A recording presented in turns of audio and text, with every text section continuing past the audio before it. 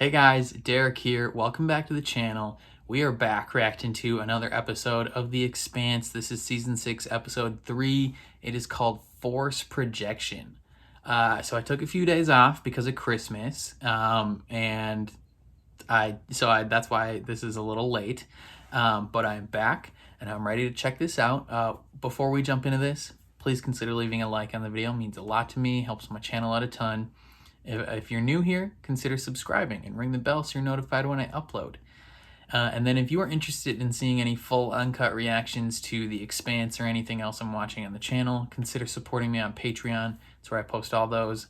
On Patreon, you can also become a super supporter and get featured in every single one of my videos. But other than that, what happened last time on The Expanse? Last time was a heavy focus on the mission to kind of capture this stealth ship, right? Like the ship that's been sending the signals to launch all the rocks. They wanted to get this ship so that it couldn't send out any more rocks. They knew where all of them were, and essentially that would free up Earth and Mars, really, to send their kind of combined Navy fleets out to actually fight the war, and probably provide quite a bit of relief to like the actual Earth people, like people on Earth. They don't have to worry about any more rocks coming down and like slowly killing the planet. Granted, the planet is still kind of effed, but it's a brief reprieve, kind of slows it down a little bit. We had a sweet move where Bobby straight up jumped from ship to ship. That was insane. Peaches was kind of fully accepted into the crew, at least by Holden, and just like dope things happened. It was insane. So I'm excited to jump into this next episode. Yeah. So here we go. Is this Laconia? Is that the platform? Yeah. The alien platforms in Laconia with their 6 ships. I told you, stop following me. Bro, your little brother just wants to hang out with you. You can tell that kid didn't have anything in his backpack though, because of the way it just like swung back and forth. It's fixed. Yo, did that dog fix your drone? That's insane. Who did what? What? That dog bring the bird back to life too? You fixed her. Yo, how are you not freaked out? You fixed her. This dog is gonna do things to you. Oh, there's 2 of them.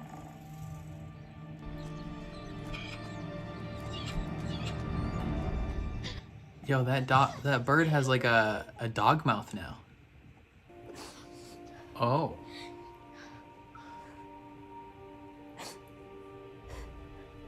Bro, what? How the frick did that happen? Yo, little Timmy that went to play with that kid got him killed. How are they not upset at that child? I would not dock there if you can help it. Place is probably gonna detonate as soon as you do.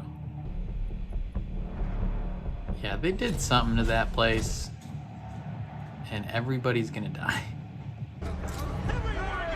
Oh, dang, okay.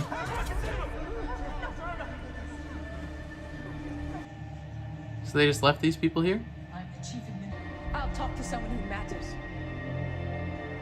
Why did they stay? Sandrani stayed? He knows the strategic value of this port. He would not have let us take control of the seat of his government. Yeah, so the only reason he would have left there is if he went to somewhere else that was more valuable. Ceres has no warships, no munitions, no functioning repair skiffs, no surplus fuel. This is your perfect propaganda. Only enough food and Help air them. for approximately 3 weeks. We'll find out.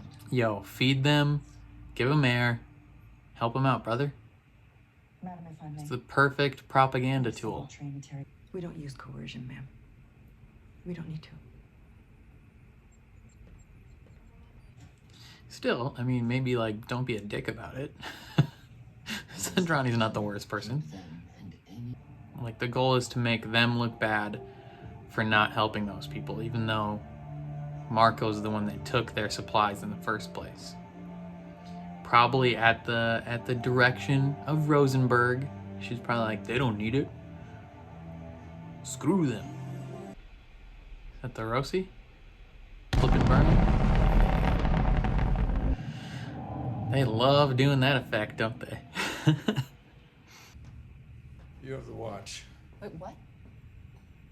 I really need to get some sleep. I'm starting to drift off in the chair. So as of now, you're in the rotation. You know I wasn't in the Navy. So? I'm playing along with you. You all right? Yeah, I'm fine. It's been a while since I used my mods.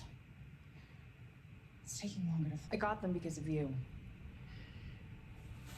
Okay, don't blame him. Like, I'm not blaming you. good. I did it to Good, myself. good. I take responsibility for that. I used my mods to kill a man. Various Hands. times. His name was Ren. Oh yeah, He was and a you nice man. caved his skull in. He had a family. Put him in a box. Trained me. Every time I use my mods, I see his face. I think that's the real reason I always throw up afterwards. Everybody on this ship has something they regret. Including Amos, I think. We're gonna keep company. Probably has something. Yo, Holden so mature about this. I have to watch. What a dude. What a bro. It's basically him being like, I forgive you. When I was on the Canton run was pretty much Saturn to Ceres and back. For Canterbury, I haven't thought about that in a while. Me neither. Season 1, baby. Episode 1. Was a time I would have jumped at the chance to haul you all back to Hecate Base and have you vigorously debriefed. I wouldn't have gone quietly. That would have been fun too. Dang right. These two fighting would be a fun scene. What else is good on Ceres? They got decent booze, and all the brothels are union. Thing other than noodles, bars, and brothels? No. It's pretty much Yeah, all look. Ceres has. It's all he wanted. I was back on the Bella, in the airlock with our suit. My body just... Pretty frightening.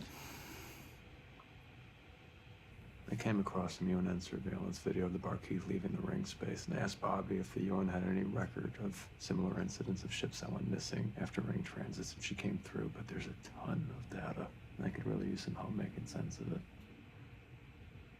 You're trying to distract Yeah, me by give her giving some me responsibilities interesting that isn't Yes. killing her own people and isn't, you know, fighting, essentially. Make her feel valuable without hurting her soul. Dang. Yeah. Didn't quite work out how Marco wanted. We will overcome it. He thinks the entire belt is going to rally to his side again, but when he abandons them, they notice. Why do you care what the dissident thinks? Because You the told numbers the are people in growing. cities that it was our new capital, that we would make it the pride of the belt. And you feel that? We abandoned them. Was that always part of your plan? We could never hold Ceres against the Inners. But the people there needed to believe that we could. He knew the words were just words. We stripped the station, left them barely enough to We survive. left the Inners with a problem that they had to deal with. Tied up their resources and weakened them. He's totally willing to sacrifice his own people. He's not a leader at all. Like, it's blatantly obvious to a growing number of people around him. When disaster first happens, we all pull together to help each other. It's a natural human. Pastor Anna, Poor Alta. shut up. Doesn't know where she'll get her food and water. Welcome to the belt. The supply depot should be around here. Her whole message was be kind to people, even though the world's ending. And he's like, oh, doesn't know where her food coming from. That's not what her message was about. As many as 10 from what I heard. Understand what? That the belt poisoned the water and stopped them? That we killed the children the way that they kill us? What is the problem? Nothing. Difference of opinion. Sorry, Captain. I agree with her. Did I ask you? Which ship is it? Is it the Rossi? Oh no. 1v3. They are nearly within missile range. Destroying the Rocinante would be a big image booster for them. They're no match for the Pella. Our missile advantage is 5-1. You don't have to do this. He wants vengeance. Battle stations! Oh boy. Will you take the guns? No. Yes, Captain. I feel like when it comes down to it, he is not gonna pull the trigger. Somebody's trying hard not to leave any trash. Ooh, did Philip warn them? Prax! I hope this finds you well. Sorry, I was trying. That's the plant guy. The best friend in the world. It produces a complete digestible protein with micronutrient uptake comparable to unmodified soy. English Give me a Prax. second. Let's get around to it. This yeast can create massive amounts of food out of little more than spare carbon dioxide and waste energy. You know people with power. Please, get this data to them. I think that's what Carbonidus was trying to do. Ooh. That's why she was shot. They don't want Earth to eat food. I miss you, my friend. Miss you too, buddy. I love you. Chrissy will know what to do with it. The old lady really loves it when you call her that. At least I say it to her face. Ooh. Yo, when are the lights gonna turn on? Red battle lights. There's like a hole suddenly opens in the floor. And if someone falls in, they're gone. But then a minute later, the hole itself is gone and everything seems normal. Until another hole suddenly opens up somewhere else. They went Dutchman. Hold it. What is it?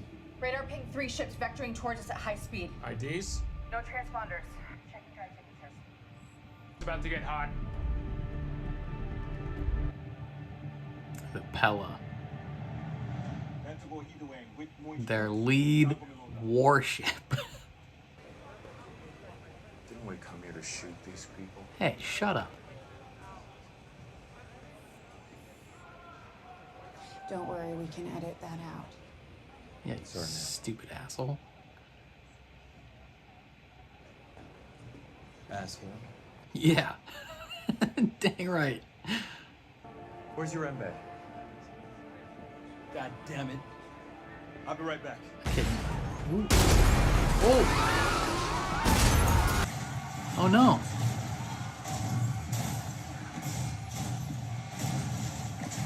Oh no.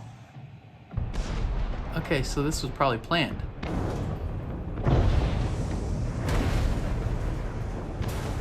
Jeez, all their water.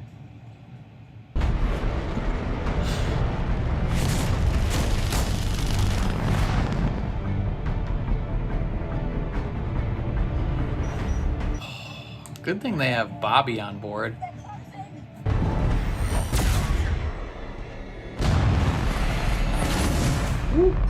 Lover's hit. Real bad. Dang, good shot.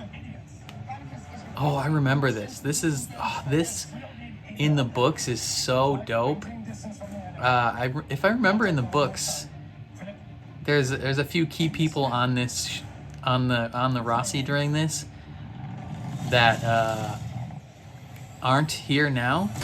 Where are you going? We gotta fix them. In the middle of the fight? That's the job, Peaches. Yo, you gotta make sure you're strapped in before you do that spin.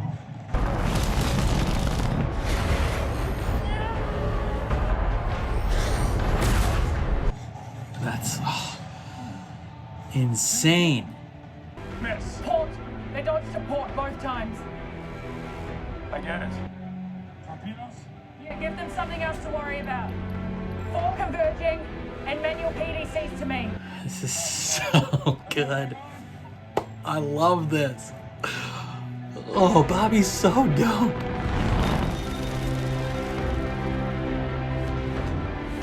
They can't dodge to port without getting hit.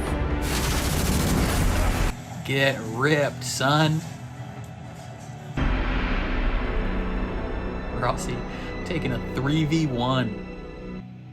Coming out golden. Marco's better as a prisoner than a martyr. Yeah, but he's never gonna surrender. Yeah, but he also knows your kid's on that ship. What's up, buddy?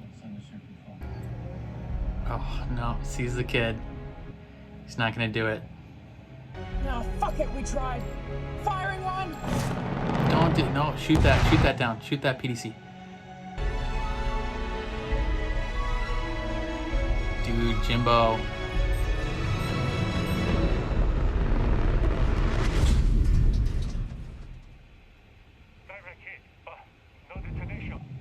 Yeah, he turned it off.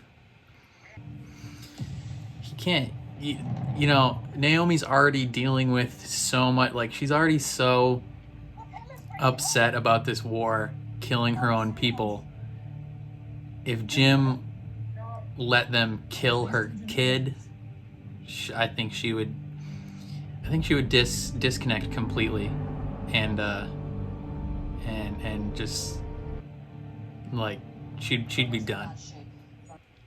Not necessarily from like her abandoning them, but like she just wouldn't be able to function knowing that she killed her kid. I want a new pilot as soon as possible. One who won't shit himself in battle. You're supposed to kill the enemy. They're not dead. Bro, he followed your orders. You failed. Damn right. But this is your fault. We didn't need to be here. We didn't need to be in this fight. We didn't need to kill James Holden. That was your pride. That was you. Just you wanted to kill the man. You are relieved of duty. Get off this deck and out of my sight.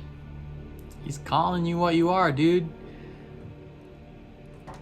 Prideful asshole. Doesn't care about his people, just cares about himself. And you just did that in front of your whole command crew.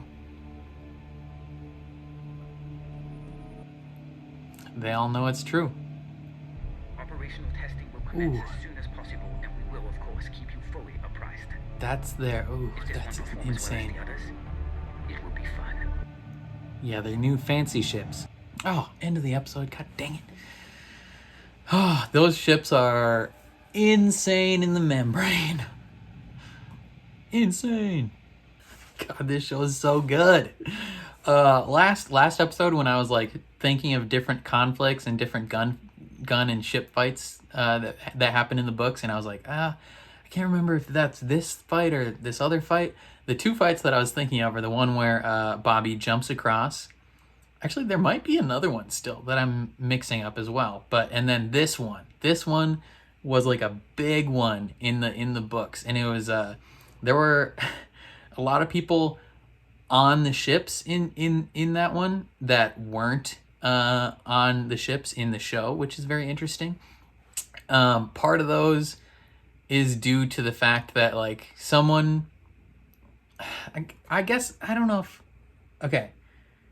So like there's a character that previously died in the series, but in the books they don't die until this fight. And the reason they die is because of all those spins and railgun shots. Like in the books, that's like a serious, like crazy maneuver that they're doing. Not like they made it seem like it was dope in the show, but they made it seem a lot more like natural and casual, like it was an obvious battle tactic. But in the books, that's like insane. They're like insane for trying that. Especially considering who's on board. So it was just so cool to see. So we start off on Laconia, right? This little girl with her dead bird goes to visit this dog again. One, it fixed her drone and brought this bird back to life, but it brought the bird back to life with like with a similar mouth to the dog. They've been on Laconia for 8 years. That's interesting. Yeah, so these dogs are very unsettling. Like, they're kind of coming off as cute, but like there's some weird stuff going on, strange stuff. Get it, strange dogs. And I don't think we're supposed to trust what these dogs are doing. I think, like, if you looked closely at that bird, it had a weird mouth. It no longer had a beak. It was like an alien version. So something tells me this this dog is gonna do things. And and her brother just died. So this little girl is straight up gonna bring her dead brother to this dog and see if it brings it back to life. And her little brother is gonna come back like a zombie with a weird mouth, and it's gonna be messed up. Laconia is a trippy place, man. But then, yeah, one of the bigger conflicts that happens right now is the UN and Martian naval forces coming to Ceres and finding it abandoned by Marco and his people, with only a few basic belters left and pretty much all their supplies taken. And this is a very specific move, where it's a very selfish move.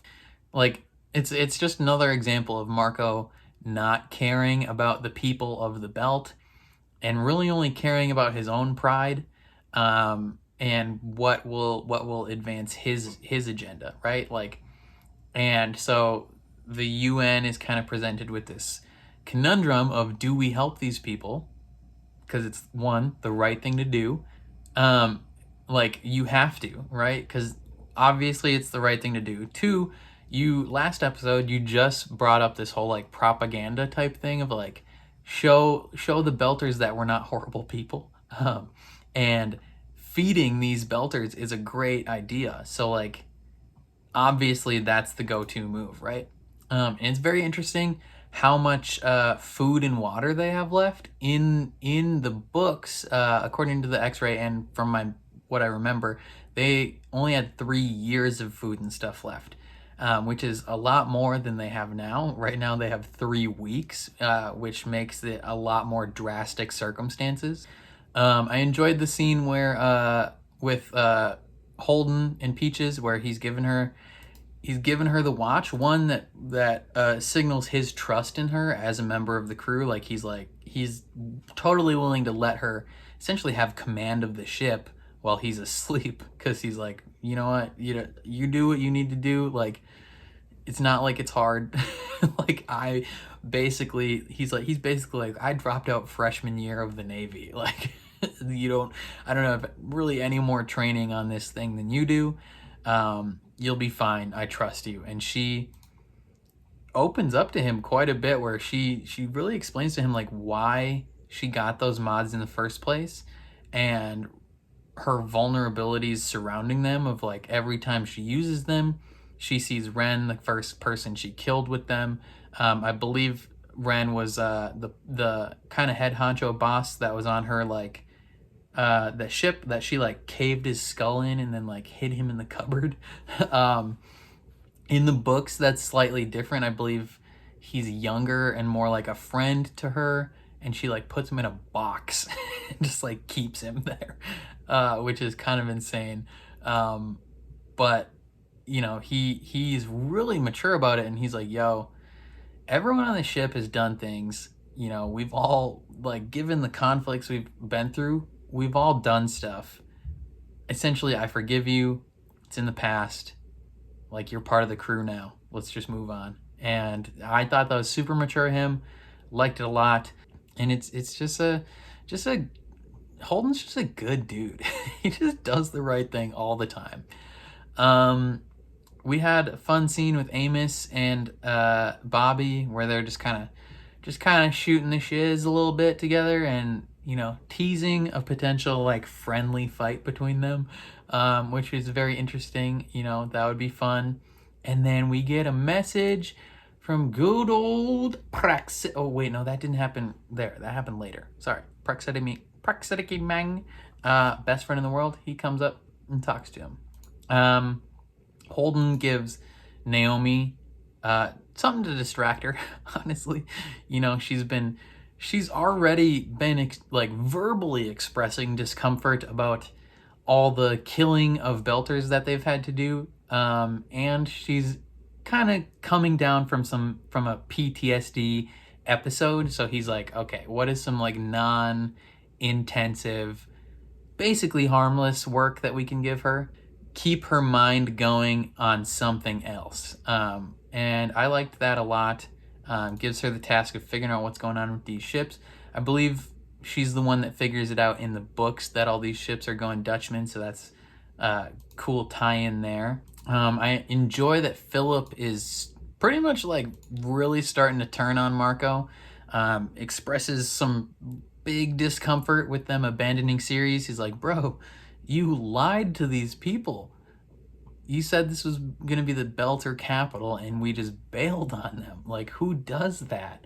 And Marco's like, remember who you are.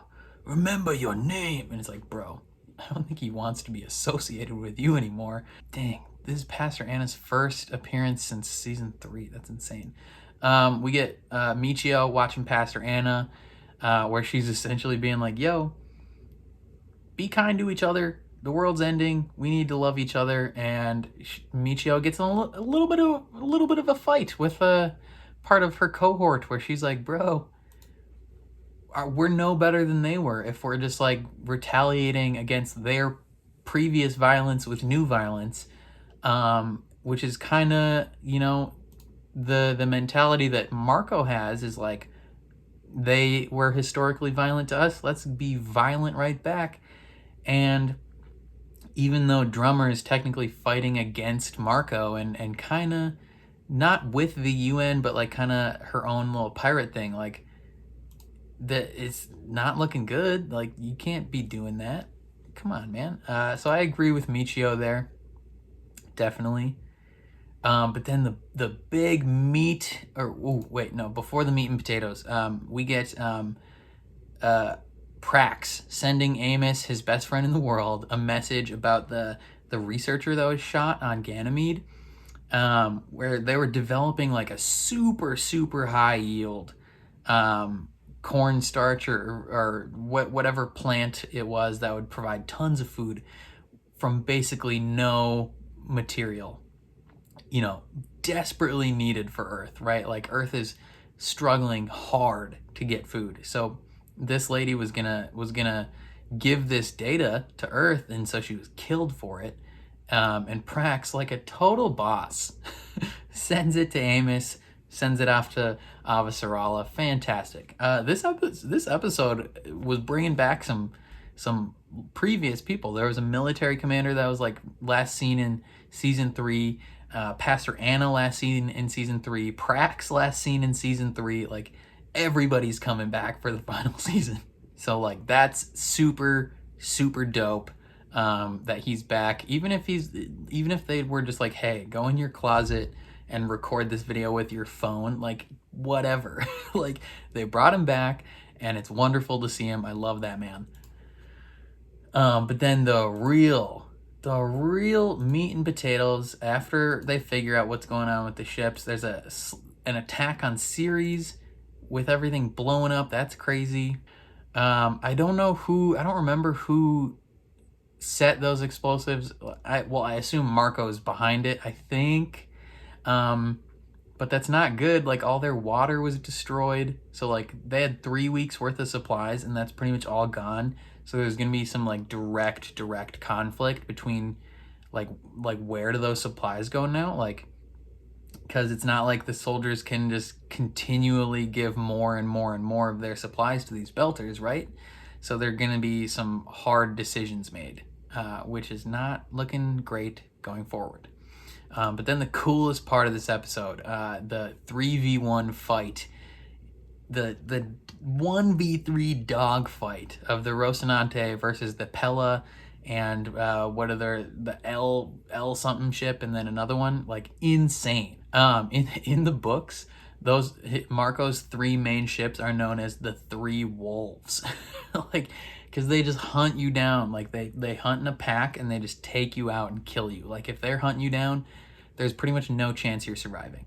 And Marco, his pride, like, as soon as he realizes that it's the Rocinante, like, if it was any other ship, he might not have, like, deemed it worthy to go after them. But as soon as he's like, Rocinante, he hates James Holden with a passion, because Naomi's with him, and Naomi's like, he is everything you wish you could be or pretend to be. Insane. And his pride is like, I'm gonna kill them. And them running away and doing the flipping with the railgun, he took out one ship with the railgun. I don't remember if they took out the second ship as well, but then as soon as Bobby realizes, you know, they're dodging in a pattern every time, like, insane. All they had to, like, because the railgun will straight up rip them apart. Like, they have to dodge that.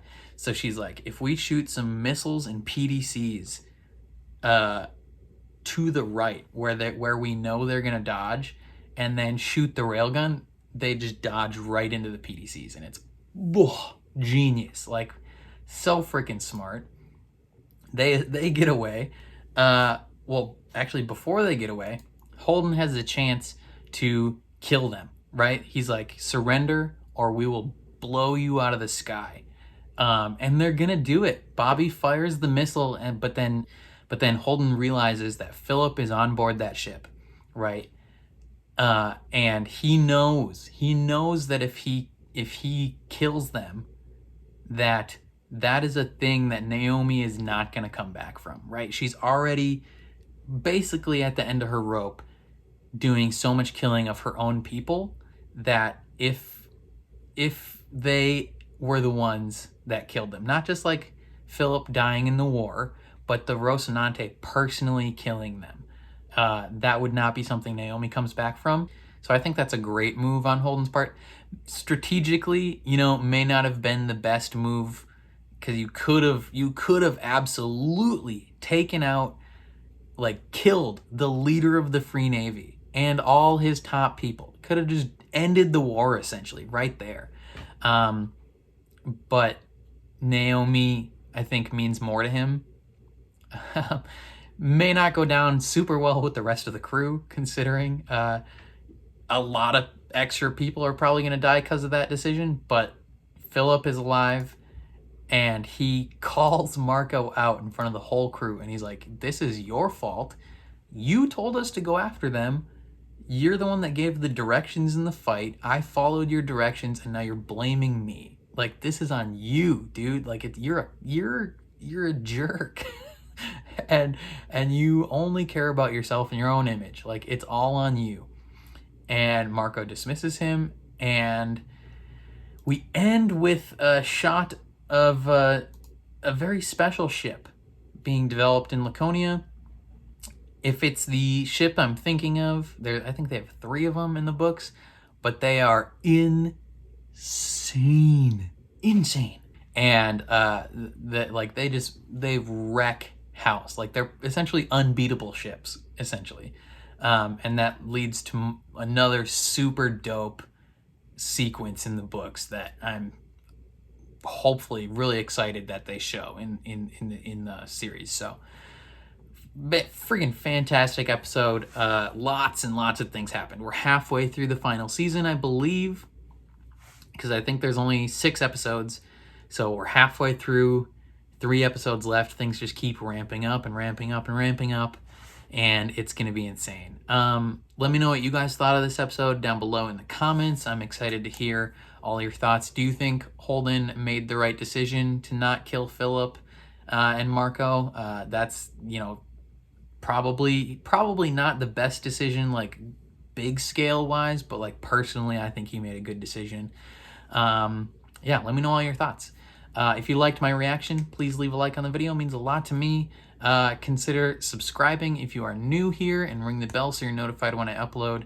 And then if you want to see the full uncut version of this reaction, consider supporting me on Patreon. Post all my full uncuts over there. On Patreon, you can also become a super supporter and get featured in every single one of my videos. But other than that, thank you for watching, and I'll catch you guys next time.